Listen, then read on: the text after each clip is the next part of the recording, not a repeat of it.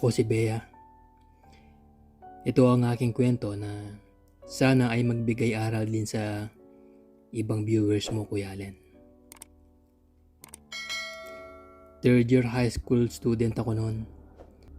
Nung nakilala ko ang boyfriend kong si Axel. 5 months na kami nung may nangyari sa amin. Birthday yon ng classmate namin. Nagpunta kami sa bahay ng classmate para mag-celebrate. Siyempre, di mawawala ang inuman sa isang selebrasyon. Uminom kami. Medyo nalasing ako noon. Ganon din si Axel na halata na din kasing lasing dahil sa itsura niya. Dahil sa nakainom na kami, panay ang hawak sa akin ni Axel. Iba yung hagod ng kamay niya na di ko maintindihan. Nadadala ako at parang may kakaibang nangyayari sa katawan ko. Dahil sa labas ng bahay kami umiinom, nagpasama ako kay Axel sa CR dahil sa gusto kong jumingel. Pumasok kami sa loob ng bahay na walang tao. Inakbayan ako ni Axel papunta sa CR. Nang papasok na ako sa pinto, bigla niya akong tinulak sa pader at hinalikan. Dahil sa boyfriend ko naman siya, nagustuhan ko din naman. Naginit si Axel. Ramdam ko yun na sa kanyang halik at hawak sa akin. Tinulak ko siya at sinabing mamaya na. At najijinggil ako. Pumasok ako sa banyo at naghintay si Axel sa labas ng pinto. Pagkalabas ko, nakita ko siya sa labas na nakasandal sa pader at nakatingala at nakapikit. Tinanong ko siya kung okay lang ba siya. Sumagot naman siya ng oo. Pagkatapos noon ay bumalik na kami sa labas kung saan nasaan ang mga classmate namin at umiinom. Bago pa lumalim ang gabi, nagpaalam na ako na uwi na. Ganon din si Axel. Nagpaalam na din at ihahatid daw ako. Bago kami makasakay ng jeep ay kailangan naming maglakad palabas ng subdivision. Medyo mahaba-habang lakaran din yon. Habang naglalakad kami, nakakabay sa akin si Axel. Makulit siya. Hinahalikan niya ako sa pisngi, sa tenga, sa labi at sa kung saang parte ng mukha ko. Sabi ko sa kanya, umayos ka naman, baka may makakita sa atin. Sumagot siya na wala lang tao dyan. Mga nasa bahay ng mga yan. Baka naman pwede mo akong pagbigyan. Sabi niya. Kumunot ang noo ko. Anong pagbigyan? Ang tanong ko. Alam mo na yun. Sige na. Ang sabi niya sabay halik sa akin. Dinala niya ako sa isang madilim na lugar ng subdivision. At doon ay may nangyari nga sa amin dalawa. Dala ng alak at init ng katawan ay hinayaan ko siya sa gusto niyang gawin. Nagpaubaya ako.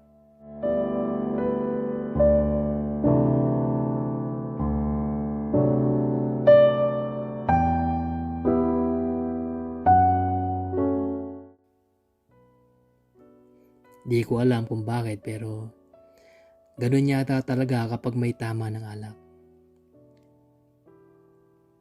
Pagkatapos namin ay hinatid niya ako sa bahay at umuwi na rin siya.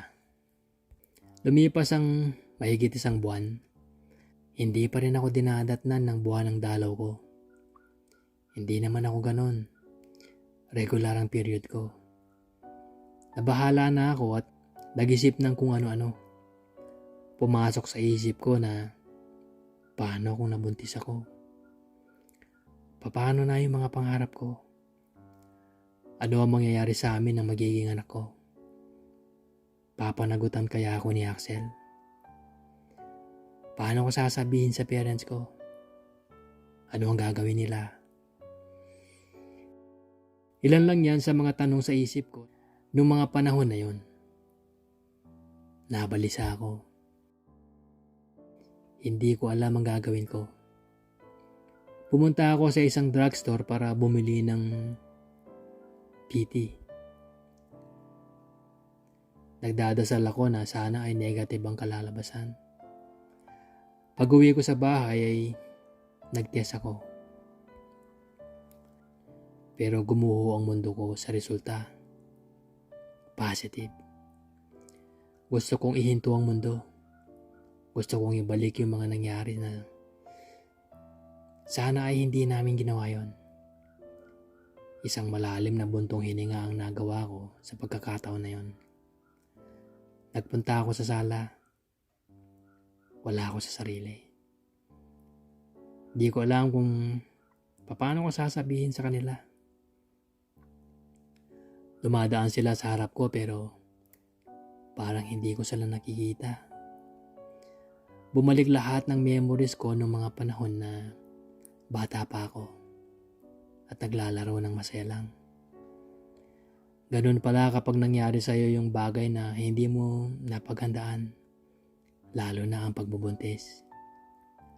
Pumasok ako sa kwarto. Humiga at napayak na lang ako. Hindi pa ako handa sa mga ganitong bagay kaya sobrang pagsisisi ko ng mga panahon na yon. Tinawagan ko yung kaibigan ko. Sinabi ko sa kanya yung problema ko. Humingi ako ng payo sa kanya kung paano ko sasabihin sa parents ko yung tungkol sa akin. Nagbigay naman siya ng advice sa akin at sinunod ko yun. Habang si Axel naman na hindi pa rin alam ang nangyari sa akin. Hindi pa niya alam na magiging isang ama na siya. Nung una, hindi ko alam kung paano ko sasabihin sa kanya. Nagkikita kami sa school pero parang walang nangyari. Hindi ko kasi alam kung tatanggapin ba niya o hindi. Basta takot ang nararamdaman ko. Hindi ko alam kung ano ang magiging future namin. Parang gumuho ang lahat sa akin. Isang araw kasama ko siya. Masaya kami sa ginagawa namin. Nagbibiruan at nagkukulitan. Gusto ko na sanang sabihin sa kanya pero may pumipigil sa akin. Parang ayokong makita yung reaksyon niya kapag hindi niya tinanggap yung sitwasyon namin. Gulong-gulo talaga ako. Hindi ko alam kung anong sasabihin ko sa kanya. Makalipas ang ilang linggo ay nagtest uli ako. Gusto kong makasiguro ngunit hindi nagbagong resulta. Pakiramdam ko, kasalanan kong lahat kaya nangyari ito. Gusto kong ipalaglag yung dinadala ko, pero hindi ko kaya. Kaya kinausap ko uli ang parents ko. Hindi man nila tanggap ang nangyari sa akin. At kahit galit pa sila sa akin ay nagpasama ako kay mama na pumunta sa clinic para magpa-check up. Ang sabi ni mama, kailangan ko daw sabihin kay Axel ang sitwasyon ko. Sabi niya, isama ko daw si Axel sa pagpunta namin sa clinic. Kaya naman tinawagan ko si Axel at sinabi kong magkita kami at may gusto akong sabihin sa kanya na importante. Doon ko na nga sinabi sa kanya na buntis ako. Di maimpinta ang mukha ni Axel. Gulat na gulat siya sa sinabi ko. Walang lumabas na salita sa kanyang bibig. Nakatingin lang siya sa akin at hindi makakilos. Sabi ko sa kanya ay pupunta ako sa clinic kasama si mama. Kung gusto niyang sumama ay okay lang. At kung hindi niya tanggap ay ayos lang din naman sa akin. Pero sa totoo lang Kuya Allen, gustong gusto ko siyang pumunta sa klinik para malaman ko na tanggap niya ang nangyari sa amin. Hindi siya sumagot hanggang sa nagpaalam na akong umuwi. Bago kami magpunta ni Mama sa klinik ay maraming tumatakbo sa isip ko. Gusto kong umalis na lang. Ayaw kong magkaanak pa dahil ang dami kong plano sa buhay ko. Nahihiya ako sa sarili ko. Ayaw kong malaman ito ng ibang tao. Galit ako sa sarili ko. Nung dumating kami sa klinik habang nagsusulat ako sa form, ay dumating si Axel. Pero hindi siya nakatingin sa akin. Umupo siya sa tabi ko.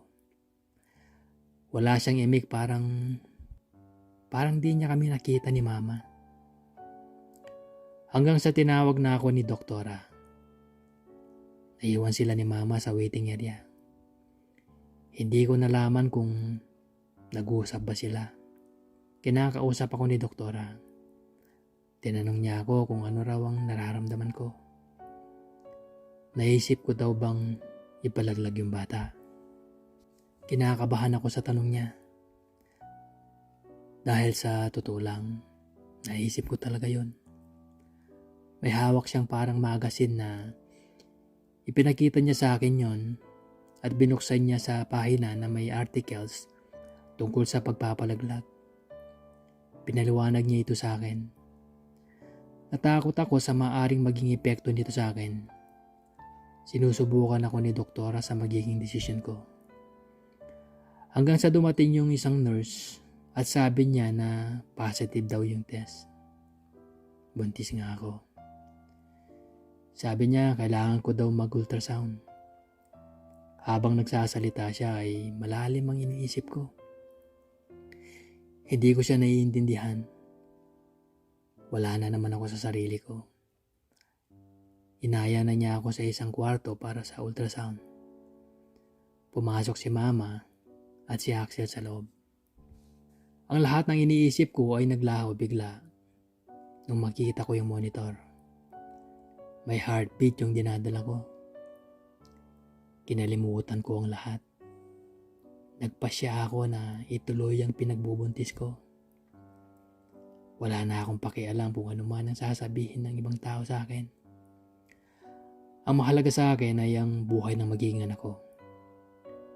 May isang bagay pa akong tinanggap sa sarili ko. Si Axel. Di ako pinanagutan ni Axel. Natatakot daw siya at di pa niya kaya. Pero alam mo Kuya Allen, parang hangin na lang na dumaan sa akin yung sinabi niya.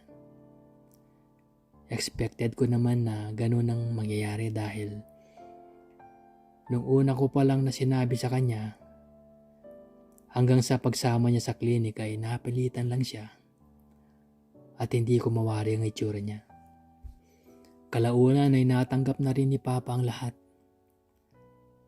Sabi pa nga niya sa akin na kahit daw walang ama yung anak ko ay siya ang gagabay sa baby ko. Bumalik yung saya sa pamilya ko sa paglabas ng anak ko. Naging positive na uli ako sa buhay. Yung mga plano ko ay gusto ko pa rin ituloy. Magtatapos ako at gagawin ng lahat para sa aking anak. Yan po naging kwento ko Kuya Allen. At sa mga tagapakinig mo, sana ay may natutunan kayo.